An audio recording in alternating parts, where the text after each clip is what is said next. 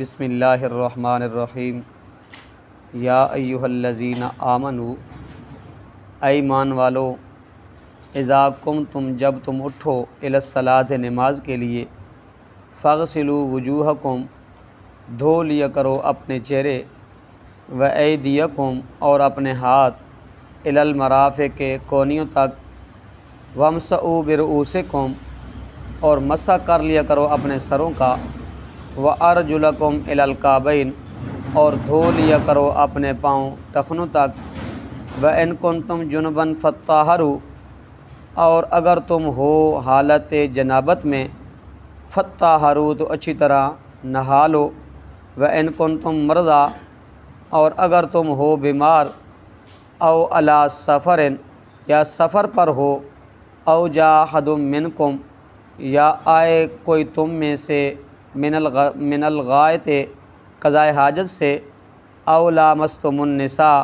یا صحبت کی ہو تم نے عورتوں سے، فلم تجدوا ماء، پھر نہ پاؤ تم پانی، فتیمموا صعیدا طیبا، تیمم کر لو مٹی سے، پاک مٹی سے، فامسحوا بوجوہکم، اور پھر مسح کرو اپنے چہروں، وایدیکم منہ، اور اپنے ہاتھوں کا اس سے، ما یرید اللہ، اللہ نہیں چاہتا، لیجعل علیکم من حرج، کہ مقرر کرے تم پر سختی، ولکن یرید، بلکہ وہ تو چاہتا ہے، لیطہرکم، کہ تمہیں پاک صاف کر دے، ولیتم نعمتہ علیکم، اور پوری کر دے اپنی نعمت تم پر، لعلکم تشکرون، تاکہ تم شکر کرو، واذکروا نعمت اللہ، اور یاد کرو احسان اللہ کا، علیکم، جو تم پر ہوا، ومیثاقہ الذی، اور اس کا وہ عہد جو واثقکم بہ، اس نے تم سے لیا، اذ قلتم سمعنا واطعنا، جب کہ تم نے کہا تھا ہم نے سن لیا اور مان لیا، واتقوا اللہ، اور ڈرو اللہ سے، ان اللہ علیم بذات الصدور، بے شک اللہ تعالیٰ خوب جانتا ہے سینوں کے راز۔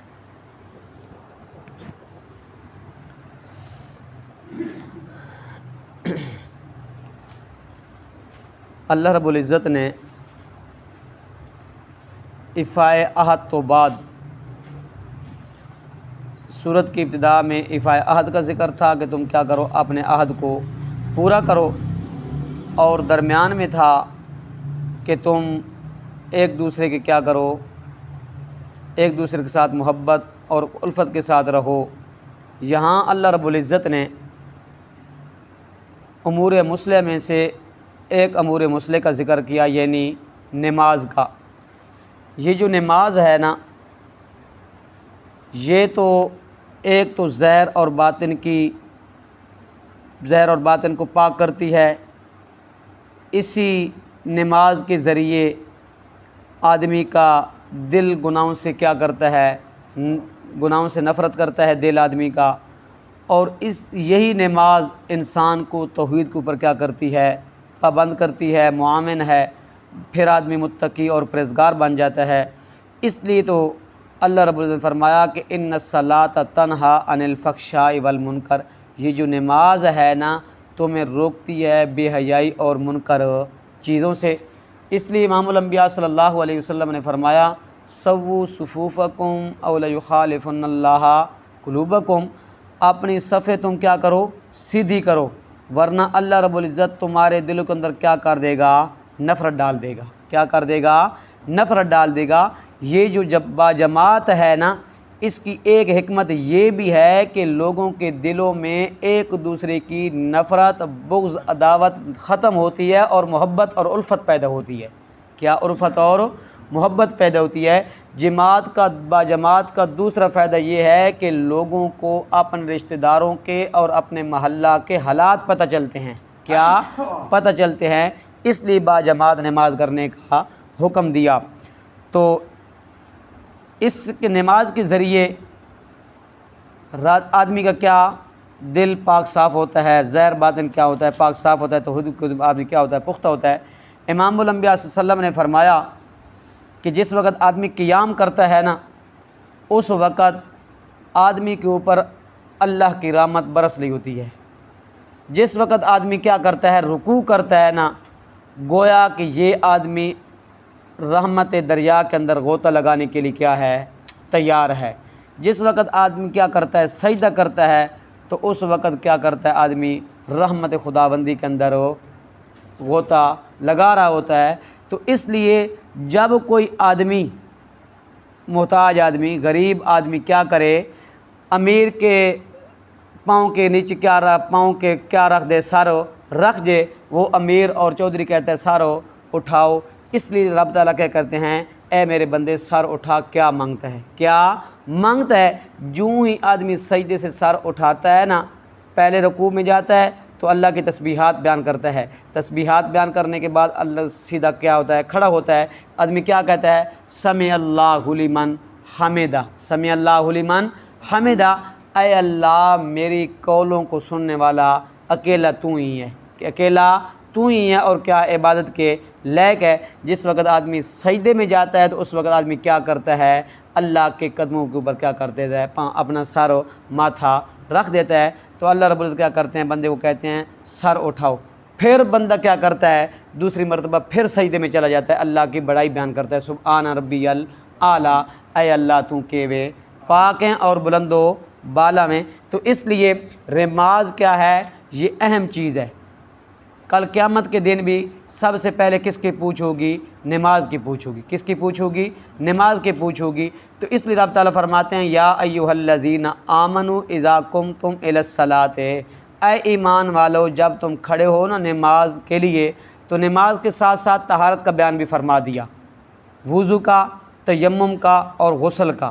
کیوں؟ یہ جو طہارت ہے یہ نماز کے لیے شرط ہے۔ کیا ہے؟ نماز کے لیے شرط ہے۔ یہ اگر طہارت نہ ہو تو نماز کے ذریعے جو فوائد حاصل ہونے ہیں وہ آدمی کو حاصل نہیں ہوں گے۔ اس لیے رب تعالیٰ نے نماز کے ساتھ کیا کیا، طہارت کا حکم بھی دے دیا کہ جو نماز سے فوائد حاصل ہونے ہیں وہ کیا کریں تاہم کو آپ کو عطم حاصل ہو، کیا ہوں، عطم حاصل ہو۔ تو اس لیے رب تعالیٰ فرماتے ہیں فاغسلوا وجوہکم، تو دھو لیا کرو تم اپنا چہرہ، ویدیکم اور اپنے ہاتھ کونیوں تک، وامسحوا برؤوسکم اور مسح کر لیا کرو اپنے سروں کا، وارجلکم الی الکعبین اور دھو لیا کرو اپنے پاؤں تخنوں تک کو۔ ارجلکم کی دو قراتیں ہیں، ایک ہے ارجلکم لام کے اوپر کیا ہے زبر ہے، کیا زبر ہے، تو اس کا عطف کس کے اوپر ہوگا، وجوہکم کے اوپر ہوگا۔ جو وجوہ فاغسلوا وجوہکم ہے نا، اس کے اوپر اس کا طرف کس کے اوپر ہوگا، وجوہکم، اور وجوہکم کس کے تحت داخل ہے، فاغسلوا کے۔ جس طرح چہرے کو دھونا ہے اسی طرح کیا دھونا ہے، پاؤں کو بھی دھونا ہے۔ ایک قرات کے اندر ہے ارجلکم، لام کے زیر ہے نیچے، کیا لام کے نیچے کیا ہے، زیر ہے۔ اس سے بعض حضرات نے مسئلہ نکالا کہ وہ کیا ہے، پاؤں کا دھونا نہیں فرض، پاؤں کا کیا ہے، مسح فرض ہے۔ پاؤں کا دھونا فرض نہیں ہے، پاؤں کا کیا ہے، مسح فرض ہے۔ اس صورت میں وہ کیا کہتے ہیں کہ اس کا عطف وجوہکم کے اوپر نہیں ہے، ارجلکم کا عطف ہے برؤوسکم دے، برؤوس سے جو ساتھ ہی ہے۔ تو ہم نے ان کو دو جواب دیے، جو کہتے ہیں نا ارجلکم ارجلکم، لام کے نیچے کیا ہے، زیر ہے، اس کا عطف وجوہکم کے اوپر نہیں ہے، اس کا عطف کہاں ہے، رؤوسکم کے اوپر ہے۔ تو ہم نے ان کو دو جواب دیے۔ یہ جو ہے نا ارجلکم، اصل میں یہ منصوب ہے، اصل میں یہ کیا ہے، منصوب ہے۔ اس کا عطف وجوہکم کے اوپر ہے۔ یہ جو نیچے زیر آئی ہے نا لام کے اوپر، یہ جر جوار کی وجہ سے آئی ہے، جر جوار کی وجہ سے۔ کیا مطلب ہے جر جوار کا، یعنی جو اس سے پہلے ہے نا برؤوسکم، اس کے ساتھ واقع ہونے کی وجہ سے اس کی نیچے کیا آئی ہے، زیر آئی ہے۔ کیا اصل میں یہ کیا ہے، منصوب ہے، اصل میں یہ کیا ہے، جر جو آئی ہے یہ جر جوار کی وجہ سے آئی ہے، یعنی رؤوس کے ساتھ واقع ہونے کی وجہ سے کیا آئی ہے، اس کی نیچے زیر آئی ہے۔ تو اس کا دھونا یعنی مسح اس کے اوپر نہیں ہے، پاؤں کے اوپر، پاؤں کا کیا دھونا کیا ہے، فرض، دھونا فرض ہے۔ دوسرا محققین کا مسلک یہ ہے، وہ فرماتے ہیں کہ ایک آیت کے اندر جب دو مختلف قراتیں ہوں، ایک آیت کے اندر جب دو مختلف قراتیں ہوں تو دو مستقل ایتوں کے حکم میں ہوں گی، دو مستقل ایتوں کے حکم میں ہوں گی۔ ہر آیت کا حکم کیا ہوگا؟ جدا جدا کیا ہوگا؟ ثابت ہوگا۔ کیا ہوگا؟ جدا جدا کیا ہوگا؟ ثابت ہوگا۔ لہذا اس آیت کے اندر دو قراتیں ہیں، ایک قرات ہے ارجلکم، دوسری قرات ہے ارجلکم۔ تو یہ جو دونوں ایک آیت کے اندر دو قراتیں ہیں، یہ دو آیتوں کے حکم میں کیا ہے؟ دو حکم ہیں، اس آیت دو مستقل آیتوں کے حکم میں ہے، اور اس سے کیا ہے؟ دونوں حکم کیا ہو رہے ہیں؟ ثابت ہو رہے ہیں۔ ان بعض محققین نے اس کو معمول کیا دو حکموں پر۔ انہوں نے کہا کہ ارجلکم اس صورت پر معمول کیا جائے گا جب پاؤں کے اوپر موزے نہیں پہنے ہوئے ہوں گے، موزے اتارے ہوں، کیا کرنا ہے؟ پاؤں کو دھونا ہے۔ اور ارجلکم کی صورت کے اندر جب موزے پاؤں کے اوپر پہنے ہوئے ہوں گے کیا کرنا ہے؟ مسح کرنا ہے۔ کیا کرنا ہے؟ مسح کرنا ہے۔ تو ایک آیت کے اندر جب دو مختلف قراتیں آ جائیں تو وہ کیا؟ دو آیتوں کے مستقل دو آیتوں کے حکم میں ہوتی ہیں۔ تو انہوں نے جواب ان کو یہ دیا۔ تو اب کیا کرنا ہے؟ پاؤں کو دھونا فرض ہے، پاؤں کے اوپر مسح فرض نہیں ہے۔ وَإِن كُنتُمْ جُنُبًا فَطَّهِّرُوا، اگر تم ہو حالت جنابت میں تو اچھی طرح نہا لو۔ یہ جو فَطَّهِرُوا ہے نا، یہ مجرد کی جگہ باب تفعال کو ذکر کیا، اس کے اندر کیا ہے؟ مبالغہ ہے۔ کیا مطلب ہے اس کا مبالغہ؟ اس کا مطلب یہ ہے کہ جہاں تک پانی پہنچ سکتا ہے، جہاں تک پانی پہنچ سکتا ہے، پانی پہنچانے میں کوئی دقت نہ ہو تو پانی کیا کرو؟ اس کو پہنچاؤ، پانی کیا کرو؟ پہنچاؤ۔ اسی لیے تو غسل کے اندر مزمزہ اور استنشاق یعنی کولی کرنا اور ناک میں پانی ڈالنا، یہ کیا ہے؟ یہی آیت ہے کہ اس کے اوپر کیا ہے؟ نص ہے، وجوب کے اوپر کیا ہے؟ نص ہے۔ تو جس وقت تو کیا کرنا ہے؟ غسل کرنا ہے، حالت جنابت ہو تو جہاں تک پانی پہنچانا ممکن ہو پانی کیا کرنا ہے؟ پہنچانا ہے۔ تو اس لیے مزمزہ اور استنشاق کے اندر کیا کرنا ہے؟ پانی جہاں تک پہنچانا ہے، غرارے کرنے ہیں یہاں تک پانی پہنچ جائے، اور نرم ہڈی تک، ناک میں نرم ہڈی تک تاکہ پانی پہنچ جائے۔ تو یہ کیا آیت کیا ہے؟ نص ہے۔ وَإِن كُنتُم مَرْضَىٰ أَوْ عَلَىٰ سَفَرٍ أَوْ جَاءَ أَحَدٌ مِّنكُمْ مِنَ الْغَائِطِ، اگر تم ہو بیمار یا کیا ہو سفر کی حالت میں ہو۔ پانی کے تین عذر ہیں جب پانی استعمال بندہ نہیں کر سکتا۔ پہلی عذر جو ہے وہ بیماری ہے کہ پانی کیا دیتا ہے؟ ضرر دیتا ہے، کوئی ایسا زخم ہے یا کیا ہے شدید بیمار ہے، پانی استعمال کر تو کیا ہوگا؟ اس کو نقصان ہوگا۔ یہ میں پانی استعمال کیا تو میری کیا ہو جائے گی؟ میری موت واقع ہو جائے گی، یہ میرا زخم کیا ہو جائے گا؟ بڑھ جائے گا۔ تو اس صورت میں اس کو کیا کرنا ہے؟ تیمم کرنا ہے۔ کیا کرنا ہے؟ وضو اس وقت نہیں کرنا، کیا کرنا ہے؟ تیمم کرنا ہے۔ او علی سفرن، یا عذر کیا ہے؟ پانی کے اوپر سفر کی حالت میں ہے، اس کے پاس پانی تھوڑا ہے، صرف پینے کے لیے پانی ہے، اگر وضو کرے تو پینے کے لیے پانی نہیں بچتا، اس کو یہ بھی پتہ نہیں کہ دور دراز تک پانی نہیں ملے گا، دور دراز تک پانی نہیں ملے گا تو وہ کیا کرے؟ تیمم کر لے۔ کیا؟ ہاں تیمم کر لے، وضو اس پانی کے ساتھ نہ کرے۔ تیسری وجہ ہے پانی موجود نہ ہونا، پانی موجود ہو نہ ہونا۔ ان ترے علتوں کے اندر آدمی کیا کر سکتا ہے؟ تیمم بندہ کر سکتا ہے۔ پھر رب نے فرمایا او جاء احد منکم من الغائط او لامستم النساء، یا کوئی آئے کیا قضاء حاجت سے یا کیا عورت کے ساتھ کیا کی ہو؟ صحبت کی ہو، فلم تجدوا ماء، پانی نہیں پاتا، پانی نہیں پاتا تو کیا کرے؟ فتیمموا صعیدا طیبا، پاک مٹی سے کیا کر لے؟ تیمم کر لے۔ پاک مٹی سے کیا کر لے؟ تیمم کر لے۔ آگے طریقہ سکھایا کہ تیمم کس طرح کرنا ہے۔ فامسحوا بوجوہکم وایدیکم منہ، ایک ضرب لگانی ہے مٹی کے اوپر، زمین کے اوپر، تو کیا کرنا ہے؟ اپنے چہرے کے اوپر پھیر لینا ہے۔ دوسری ضرب لگانی ہے اس طرح۔ پہلے تیمم کس طرح کرنا ہے؟ ایک اس طرح کر کے نا، پھر اس طرح جھاڑ کے تو اس طرح کرنا ہے، ٹھیک ہے۔ دوسری ضرب اس طرح مار کے اس طرح کرنا ہے۔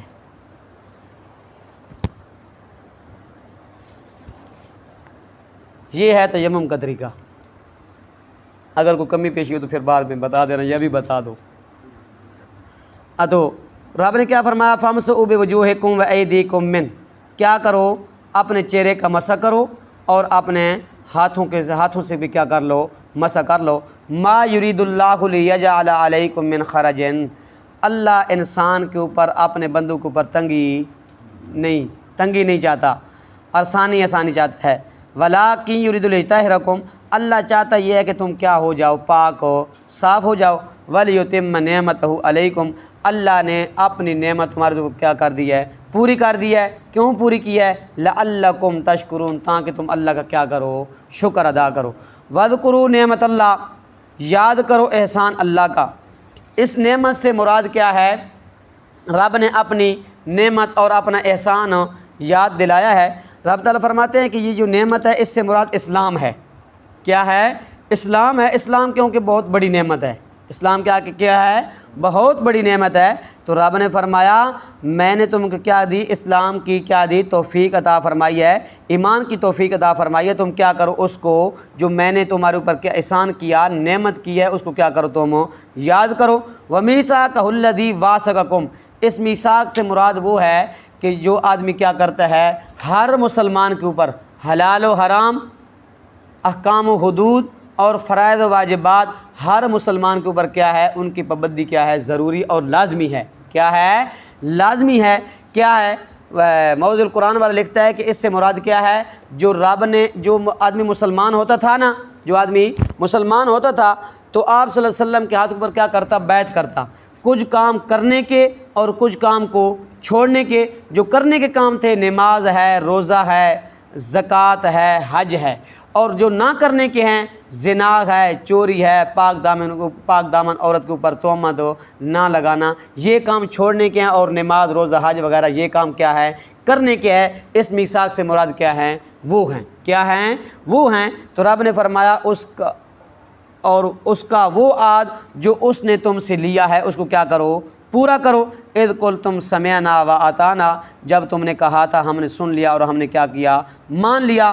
واتقوا اللہ، اللہ سے ڈرتے رہو۔ ان اللہ علیم بذات الصدور، ان اللہ علیم بذات الصدور، کیونکہ بے شک اللہ تعالیٰ سینوں کے رازوں کو جاننے والا ہے۔ اللہ رب عمل کی توفیق۔